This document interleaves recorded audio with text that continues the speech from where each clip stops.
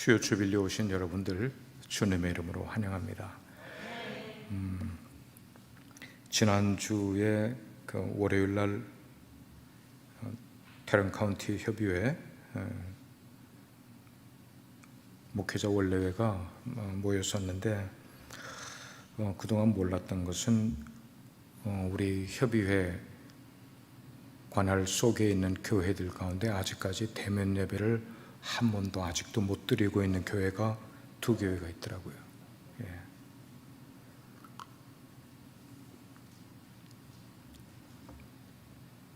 목회자들이 기도 제목, 각 교회 기도 제목들을 내놓고 기도를 하고 마지막 기도를 제가 이끌어 가는데 정말 마음이 짠했어요.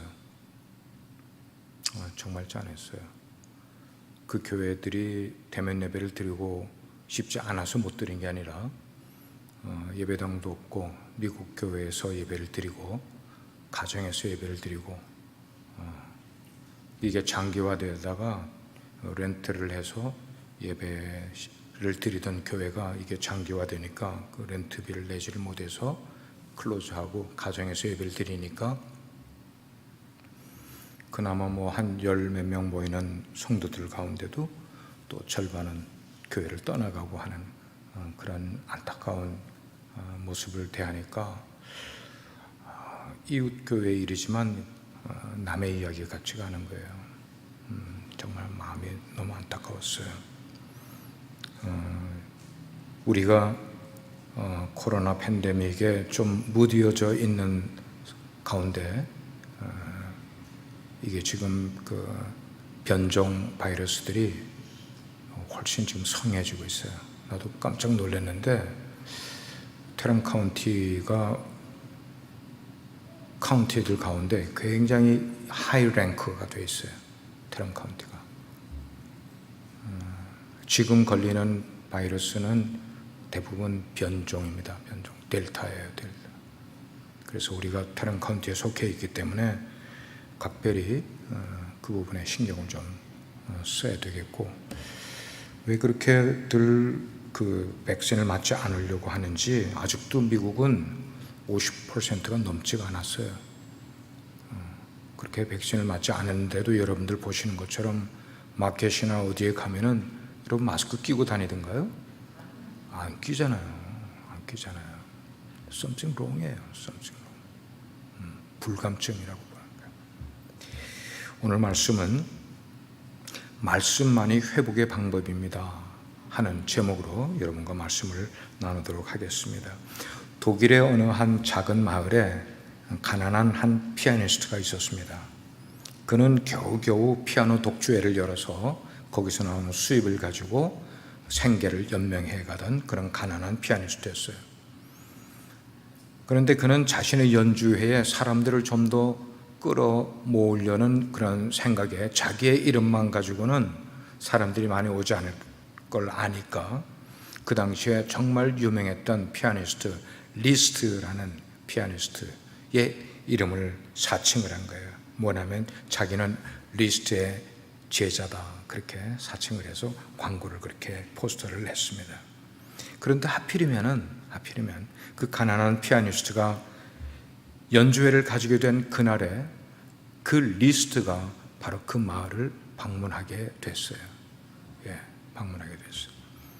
그 사실을 알게 된 이 무명의 피아니스트가 고민을 하다가 결국은 리스트가 묵는 호텔을 찾아갔습니다. 그리고 그 앞에 무릎을 꿇고 사정을 고백을 합니다.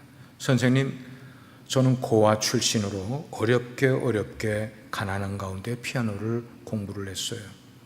그래서 이 피아노가 저의 먹고 사는 생계 수단 될 수밖에 없었어요. 그런데 이번 피아노 독주회를 준비를 하면서 제가 선생님의 이름을 도용을 했으니 정말 죽을 죄를 졌습니다. 용서해 주십시오라고 고백을 했어요. 자, 그렇게 고백을 하니까 그 리스트, 피아노의 대가입니다. 그 리스트가 그 사람을 일으키면서 이야기를 하는 거예요. 자네가 큰 실수를 했군. 그렇지만 누구나 실수는 할 수 있는 법인데, 자, 내 앞에서 오늘 저녁에 할 그 연주 곡목을 한번 연주를 해보게나. 그래서 이 가난한 시골의 피아니스트, 이 사람은 그 대가 앞에서 떨리는 손으로 피아노 앞에 앉아서 피아노를 쳐 내려갔습니다. 피아노 다 치고 나니까 그 리스트가 그 사람의 손을 붙잡고 일으키더니 이렇게 말을 하는 것이었어요. 잠깐이지만 내가 자네를 가르쳤으니까 이제부터 자네는 나의 제자야. 그리고 오늘 연주회 때 자네가 청중들에게 이렇게 소개를 하게, 오늘 연주회의 마지막 곡은 저의 스승인 리스트께서 쳐주시겠습니다 라고 이야기를 하게. 여러분, 그 연주회가 어떻게 됐을까요? 우리가 말할 필요도 없이 그 연주회는 대성공을 거두는 연주회가 되었었습니다. 왜 그랬을까? 왜 그 연주회가 성공을 거두게 됐을까를 우리가 생각을 해보면은, 그가 자기의 죄를 그 당사자에게 어떻게 했기 때문입니까? 고백을 했어요. 고백을 하고 용서를 받으니까 회복이 됐어요. 그렇습니다. 회개야말로 회복의 시작이라고 성경은 말씀을 하고 있어요. 죄의 고백, 그것은 우리의 삶의, 우리의 신앙의 회복의 시작이다.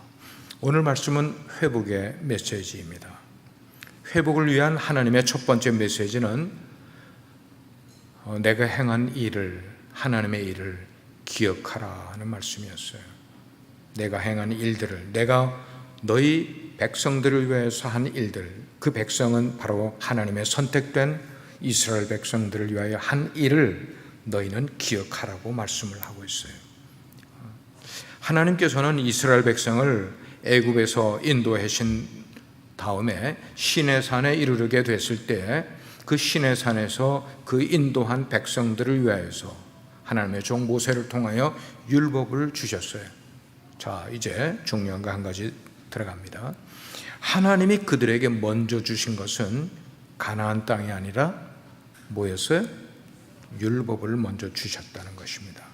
가나안 땅은 그들의 생활 터전이 될 것인데, 바로 그곳을 하나님께서는 약속을 해 주셨지만, 그 약속 있기 전에, 이루어지기 전에 하나님께서는 그 백성들에게, 선택하신 백성들에게 율법을 먼저 주셨다는 것입니다. 우리들의 신앙생활 속에 굉장히 중요한 요소는 우리 삶의 프라이어리티가 뭐냐 하는 거예요. 우리 삶의 프라이어리티가 뭐냐. 만약에 그들이 하나님의 말씀을 잃어버린 채로 그 땅을 차지하게 되면 그 땅은 그들의 것이 될 수가 없다는 것을 성경이 우리에게 주는 말씀이에요. 뭐가 그들에게 있어야만 되는 거예요? 하나님의 말씀이 먼저 그들 가운데 있어야 그것이 유지되고 있는 한해 하나님의 축복의 땅인 가나안 땅을 그들이 지킬 수가 있게 된다는 것입니다. 오늘 말씀의 쭉 흐름을 보게 되면 너희들이 이 땅을 잃어버리게 될 것이다 하는 그런 메시지가 이제 나오게 되는 거예요. 사람이 말이에요, 복을 받는 것보다 중요한 것은 복을 지키는 거가 더 중요하다고 저는 생각해요. 많은 사람들이 인생을 살면서 그에게 주어진 복을 받는 것으로만 생각을 했다가 지키지 못하는 바람에 그 받았던 복을 잃어버린 인생을 살아가는 사람들이 있음을 알게 돼요. 하나님이 주신 복, 하나님이 주신 땅, 하나님이 주신 건강, 하나님이 주신 삶, 이 모든 것들을, 그 길은, 그걸 지킬 수 있는 길은 성경은 우리에게 너무나 분명하게 프린시플을 주고 계신데, 그것은 하나님의 말씀을 잘 듣고 지킬 때에 우리에게 주신 복이 컨티뉴잉, 유지가 된다고 성경은 말씀하고 있기 때문인 거예요. 여러분, 때때로 우리가 어려운 일을 겪게 될 때 우리 마음 가운데 이런 생각이 들 때가 있어요, 없어요? 내가 지금 하나님께 벌 받고 있는 모양이야. 저도 그런 때가 몇 번 있었어요. 너무 어려울 때 묵상을 하고 묵상을 해보면은 내가 지금 하나님께 벌을 받고 있는 것 같다 하는 그런 생각이 들 때가 있어요. 그럴 때에 하나님께서 우리를 정말로 벌하실 때에 그 목적이 뭐라고 생각을 하시냐 하는 거예요. 신앙인들은 그런 것들을 깨달을 줄 알아야 되는 것이기 때문이에요. 하나님께서는 애굽의 노예 생활을 하던 그 사람들을 구원해낸 바로 그들이 바른 국가를 가지고 바른 민족 의식을 가지고 나라를 이끌어 가기를 하나님께서 원하셨기 때문에 하나님의 뜻에 잘못되게 될 때에는 하나님께서는 매를 드실 수밖에 없는 거예요. 왜냐하면 그들이 영원히 멸망받은 그런 민족이 되게 하지 않기 위해서는 그 택한 민족을 위하여서 그들에게 매를 드실 때가 있더란 말입니다. 왜냐하면 노예로 애굽에서 살았던 것처럼 또다시 그들이 잘못을 범함으로 또 다른 나라의 노예를 사는 삶을 하나님께서는 보기를 원치 않으시기 때문에 내가 택한 민족은 이런 삶을 살아감으로 그들이 다시는 노예의 삶을 살지 않기를 하나님께서 원하시기 때문이라는 거예요. 하나님은 이스라엘 백성들을 정말로 사랑하셨어요. 그렇지만 그렇게 사랑하는 택한 민족이지만 그들이 무조건 그들에게 복을 주시는 분은 아니신 것을 우리는 말씀을 통해 알게 되는, 오히려 하나님은 그들을 사랑하시기 때문에 그들이 잘못했을 때에 채찍을, 매를 때릴 때도 있었다는 것을 성경의 역사를 통해 우리가 깨닫게 되는 거죠. 왜냐하면 하나님은 백성들이 편안한 삶을 사는 것, 그걸 보기를 원하는 것보다 바른 삶을 사는 것을 보기를 원하셨기 때문입니다. 아멘입니까? 예. 우리는 인생에서 뭘 가장 추구하는가 하면 편안한 삶을 많이 추구하는 것 같아요. 편안한 삶을. 나는 지금 많이 힘들어. 그런데 내 삶이 편안하게 되기를 원해. 하나님 내게 편안한 삶을 허락해 주십시오라고 기도도 그렇게 하고 우리의 꿈도 편안한 삶을 사는 것을 원하지만 하나님은 우리에게 우리가 택한 우리가 편안한 삶을 세상에서 사는 것보다 바른 삶을 살아가기를 원하시는 게 우리를 택하신 하나님의 원하신 모습이에요. 그래서 하나님은 이스라엘 백성이 하나님을 떠나면은 그들에게 벌을 내리셔서라도 하나님께로 다시 돌아오게 하시고 났는데, 그렇게 하시는 하나님의 목적이 있는데 그 목적이 뭐냐? 그들을 징계하기 위해서, 그들을 정말로 때리기 위해서 그렇게 하시느냐? 그게 아니라 하나님의 백성으로 회복시켜 주기 위해서, 회복시키기 위해서. 그러므로 그 상태에서 회복되는 유일한 길은 뭐냐?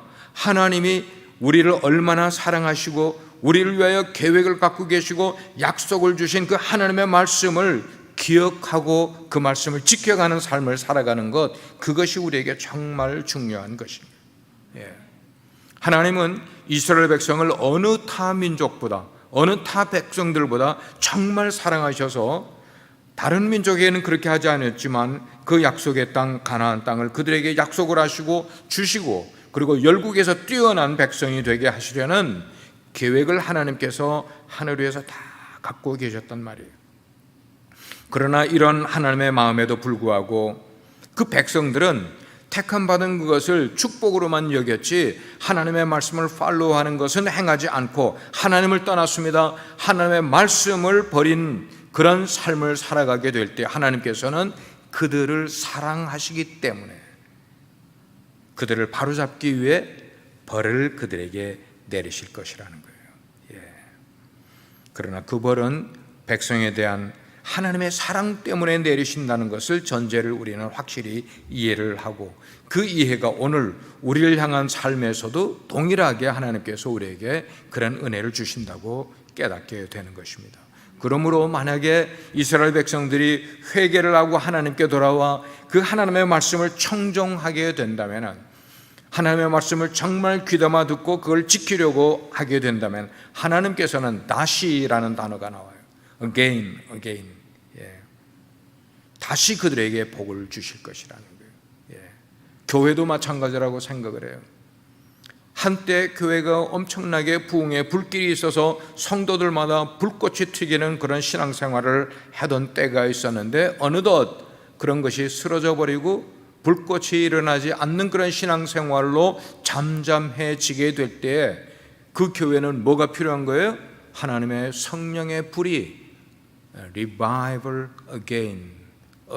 그때 쓰는 단어가 again이라는 단어, 다시 부흥의 불길을 붙여 주시옵소서라고 그들이 하나님께 부르짖어야 되고 하나님의 은총을 사모해야 되고 어디서부터 불이 꺼졌는지를 점검하게 될 때에 하나님께서 again 불을 허락해 주시게 되는 줄 믿습니다. 그리고 하나님께서는 그것으로 끝나는 것 아니라 너희들을 괴롭혔던 그러한 적국들에게는 징벌을 내리시겠다고 말씀을 하시는 거예요. 이것이 바로 하나님의 자비로우신 마음임을 오늘 본문 가운데서 우리는 찾게 되는 것입니다. 그러면 이스라엘 백성이 하나님의 말씀을 청종하고 경청을 하고 명령을 지키게 될 때 받을 복은 무엇인가? 오늘 말씀 8절에서 마지막 10절까지의 말씀 가운데 기록되어 있어요.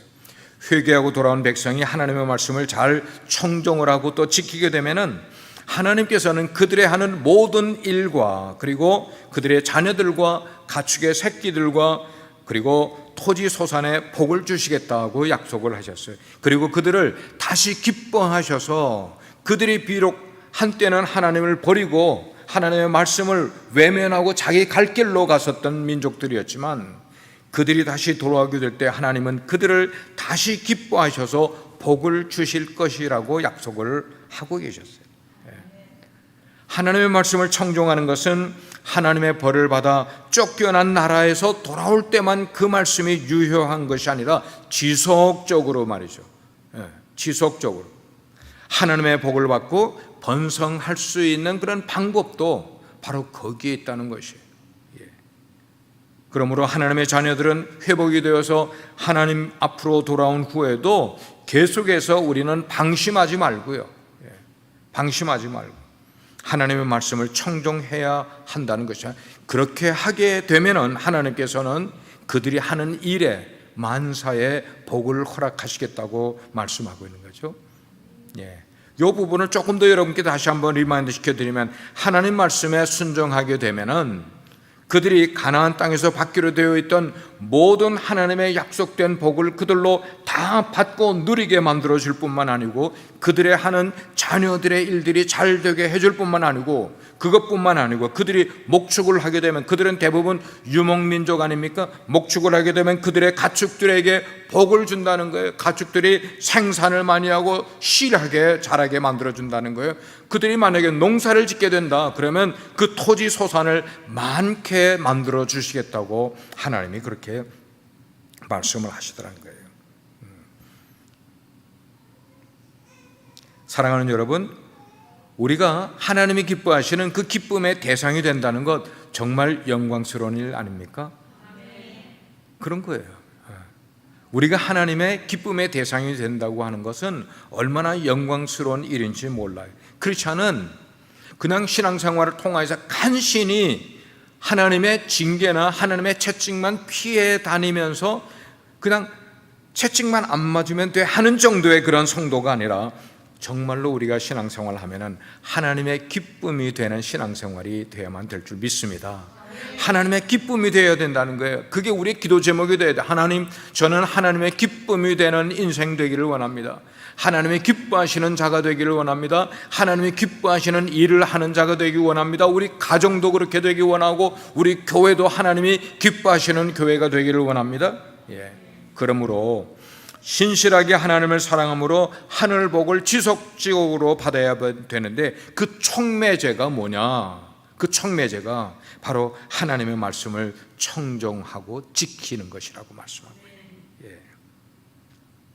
신명기 시작할 때도 여러분께 말씀드리고 몇 번 거듭거듭 말씀드리지만 신명기 말씀은 이스라엘 백성들이 가나안 땅에 들어가기 직전에 모압 평지에 있을 때에 하나님의 종 모세를 통하여 이스라엘 백성들에게 주신 하나님의 말씀이었어요. 그런데도 하나님은 마치 그들이 가나안 땅에서 하나님의 말씀을 떠나서 죄를 짓고 벌을 받을 것을 미리 내다보시는 것처럼 지금 말씀을 하고 계시는 거예요. 아직 가나안 땅에 들어가지도 않은 민족에게 너희들이 들어가서 이런 죄를 범함으로 이방의 짓밟힘을 받을 것이라는 것처럼 말씀을 하시는 거예요. 이 말씀을 듣는 이스라엘 백성들의 입장에서 보게 될 때는, 아니 하나님 무슨 말씀하시는 거예요? 우리가 약속의 땅 가나안 땅에 들어가면은 얼마나 하나님을 잘 경외하고 하나님을 예배하며 바른 삶을 살아가려고 노력을 할 텐데 왜 이런 말씀을 먼저 지레하시는 겁니까? 라고 항의할 마음을 가진 이스라엘 백성들도 있겠지만, 하나님의 우려는 결코 기우가 아니었더라는 거예요. 신명기에서 나온 그 하나님의 말씀은 기우가 아니었다는 거예요. 이스라엘 백성들이 훗날 가나안 땅에 들어가게 됩니다. 거기서 왕성하게 백성들이 커져 왕성하기 시작을, 번영하기 시작을 합니다. 자, 그렇게 되니까 그때에 하나님을 떠나서 우상을 숭배하기 시작을 하지 않았습니까? 왕정을 만들고 하나님의 말씀을 청조하지 않았던 바로 그 결과로 그들은 바벨론의 포로가 되어서 오랫동안 포로로 다시 끌려가 버리는 신세를 갖게 되는 것이었어요. 이런 이스라엘 백성들의 모습이 하나님을 만나서 기쁨에 차 있던 우리들이, 하나님의 복을 누리며 살아가고 있던 우리들이 하나님을 떠나 방종하기 시작을 하고 세상 것을 즐거워하기 시작을 하는 그런 우리들의 모습하고 많이 유사한 것을 발견하게 되는 거죠. 그 말은 뭐냐면 우리는 근본적으로 연약한 존재들이라는 거예요. 근본적으로 연약해, 근본적으로 죄성을 가지고 있는 존재라는 거예요. 아무리 우리가 결심을 하고 또 하나님 앞에 다짐을 하고, 하나님 내가 이런 삶을 살겠습니다 하고 또 하나님께 다짐을 굳게 한다 할지라도 온전하게 하나님을 말씀을 지키지 못하고 살아가는 모습이 저와 여러분들의, 우리들의 삶의 모습인 거죠. 그러므로 우리는 마치 우리가 완벽한 인생을 살아가는 것처럼 교만한 삶을 살아가서는 안 되겠어요. 더더욱이 신앙적인 교만을 가져서는 안 되겠어요. 우리의 자신의 연약함을 깨달았으면 하나님의 보좌 앞에 무릎을 꿇어야 돼. 하나님, 저는 하나도 나을 것이 없는 존재입니다. 하나님, 저는 자랑할 것이 아무것도 없는 존재입니다. 나는 정말로 버러지 같은 그런 존재입니다.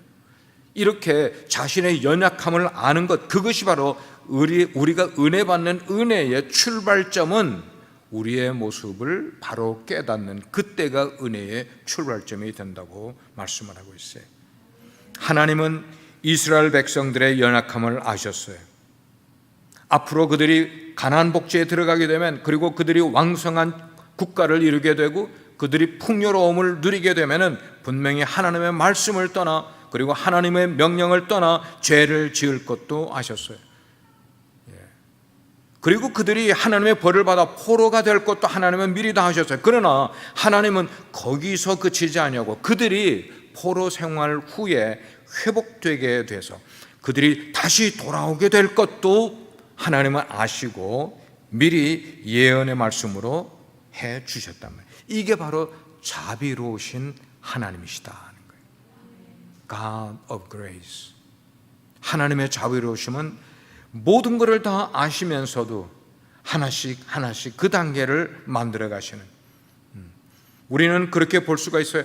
우리에게 말씀을 주시는 하나님, 그러나 그 말씀을 떠나 마음대로 범죄하는 인간의 모습, 그리고 그 죄에 대해서 하나님께서 벌을 하시는 그런 모습, 그러나 하나님께서는 벌을 하시지만 그대로 내버려 두시고 포기하시지 아니하고 자비를 베풀어 주시는 하나님, 이것이 위대한 하나님의 구원 계획에 대한 어떤 고리사슬과 같이 연결되어 있는 모습을 우리는 보게 돼요. 그렇습니다. 우리의 구원은 하나님의 자비에 힘입은 것임을 우리는 명심해야만 되겠어요. 만약에 하나님의 자비가 없다면 우리는 누구도 하나님 앞에 구원받을 존재가 없음을 다시 한번 인정을 해야만 되겠어요. 훗날 이스라엘은 가나안에서 하나님을 떠나 범죄했어요. 그럴 때에 예레미야 선지자를 통해서 하나님께서는 그들의 범죄를 꾸짖습니다. 그리고 그들이 앞으로 겪게 될 징계를 예언하게 합니다.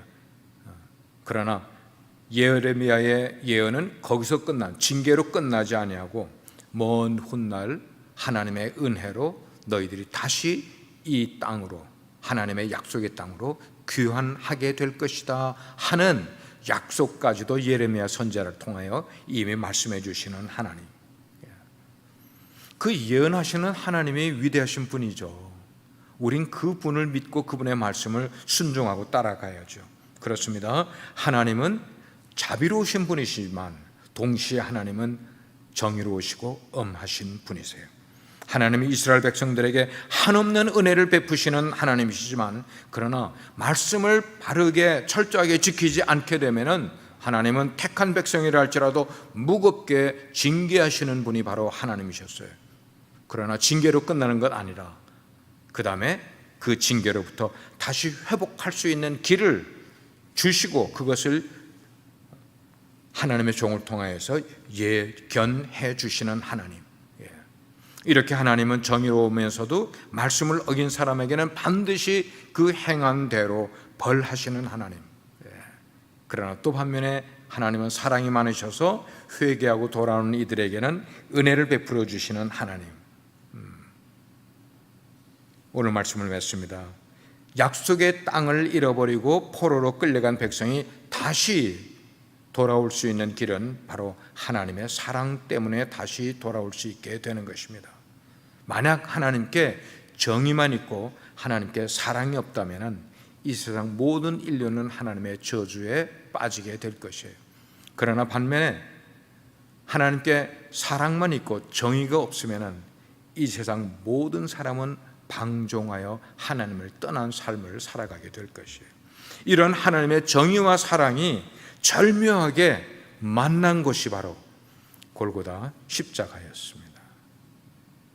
십자가는 법에 따라 죄인을 처형하는 정의의 장소였습니다. 그러나 또 반면에 하나님께서는 우리 대신 당신의 아들 예수 그리스도를 죽여주심으로 우리를 살려주세요. 그래서 십자가는 뭐예요? 하나님의 사랑이 실현된 장소이기도 했습니다. 그렇습니다. 회개의 가장 강력한 표현은 말씀으로 돌아가는 거예요. 믿으십니까? 바로 그런 하나님의 말씀, 바로 그것만이 우리를 회복시키는 희망이고 그리고 생명인 줄 믿으시기 바랍니다. 우리 같이 기도하겠습니다. 오늘 기도하게 될 때 주신 말씀을 생각하면서 지난 한 주간의 삶 속에서 내가 하나님의 말씀을 어겼던 것이 무언가를 기억하고 회개하는 기도를 하나님께 좀 드리십시다. 내가 회복해야 할 부분은 무엇이고 회복을 위해서 순종해야 할 말씀은 무엇인지를 기억하고 실천하게 해달라고 기도하는 시간 갖겠습니다. 내가 회복해야 될 부분이 뭔가? 영적인 일인가? 내 삶에서인가? 아니면 육체적인 일인가? 그리고 그 회복을 위해서 내가 순종해야 될 하나님의 말씀 무엇인가를 기억하면서 그것을 꼭 실천할 수 있게 해달라고 하나님께 기도하겠습니다. 우리 같이 한번 주여 한번 외치고 같이 통성으로 기도하겠습니다. 주여, 은혜로우신 아버지, 은혜로우신 아버지, 하나님의 은혜와 인자와 자비로우심을 찬양합니다. 우리가 이렇게 주빌리로 모여서 하나님께 말씀을 듣고 기도할 때에 하나님께서 우리의 마음을 터치하시고 우리 속에 있는 하나님께 불순종했던 점들을 미리 다 주님 앞에 털어놓을 수 있는 회개의 영이 우리 가운데 임하기를 간절히 원합니다. 그렇습니다. 우리는 늘 자아가 강하고 자의식이 너무나 강해서 하나님보다는 나 스스로의 삶을 살아가려고 할 때가 너무나 많았기 때문입니다. 인생의 계획도 우리 자신들이 세우고 인생의 모든 해결점도 우리 자신이 해결할 것처럼 인생을 살아갔던 모습을 주님 앞에 회개합니다.